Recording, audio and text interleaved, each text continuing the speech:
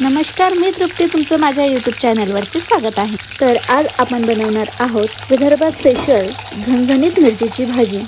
भाजीसाठी मी 1 वाटी तुरीची डाळ घेतली आहे, थोडासा आंबट चुका आणि मिरच्या कट करून घेतल्या आहेत। पूर्णपणे एका कुकरमध्ये मी मिक्स करते। त्याच्यामध्ये 1 टोमॅटो टाकून घेते। त्याच्यानंतर त्याच्यामध्ये हळद, मीठ आणि थोडंसं तेल मिक्स करून जवळजवळ 1.5 ग्लास पाणी हे मिक्स करते आणि कुकरच्या 3 शिट्ट्या घेऊयात। दुसरीकडे मी तवा ठेवला आहे, त्याच्यावरती छोटा 1 कांदा, लसूण, अद्रक आणि थोडेसे खडे मसाले जसे की दालचिनी, शेषपान, धना, 2 इलायची, 1 मोठी इलायची, थोडासा खसखस, 1 मसाल्याचं फूल हे पूर्ण भाजून घेऊन त्याची मिक्सरला 1 पेस्ट बनवून घेऊयात। दुसरीकडे कुकरच्या 3 शिट्ट्या झालेल्या आहेत आणि वाफ काढून घेऊयात। बघू शकता अशा प्रकारे वाफ काढून घेतली आहे। पूर्णपणे आता हे मिक्स करायचं, एका स्पूनने मिक्स करायचं आणि नंतर बघा रहीच्या सहाय्याने आपण असं पूर्णपणे मॅश करून घेऊयात, मिक्स करून घेऊयात।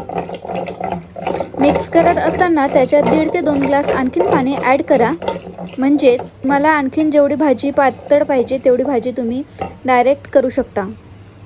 अशा प्रकारे मी घोटून घेतली आहे आणि दुसरीकडे कढई ठेवली आहे। कढईमध्ये तेल गरम केलं आहे आणि फोडणीची तयारी करून घेतली आहे। अद्रक, लसूण, जिरा कुटून घेतला आहे, शेंगदाणे कुटून घेतले आहे, कढीपत्ता आणि थोडंसं खोबरं। कढई ठेवली आहे, कढईमध्ये जवळजवळ 3 पडी तेल टाकलं आहे। थोडंसं तेल जास्तच टाका म्हणजे भाजीला जास्त चांगली तरी येईल, बघू शकता। आणि याच्यात बघा मी असं पाणी टाकून घेतलेलं आहे।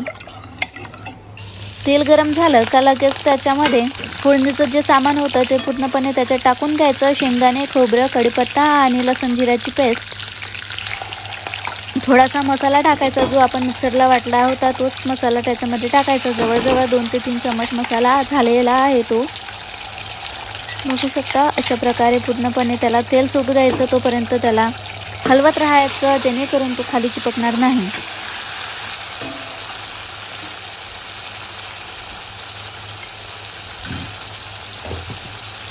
आता आपण त्याच्यामध्ये सुके मसाले टाकूयात। अर्धा चम्मच हळद, लाल तिखट, धना पावडर आणि गरम मसाला टाकून फिरवून घेऊयात। थोडंसं पाणी टाकूयात।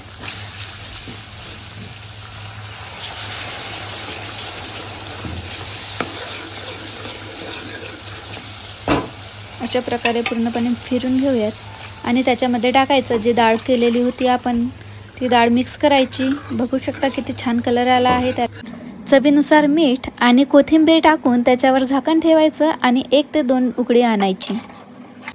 व्हिडिओ आवडल्यास नक्की लाईक करा, शेअर करा, कमेंट्स करा आणि चॅनलला सबस्क्राईब करायचं विसरू नका।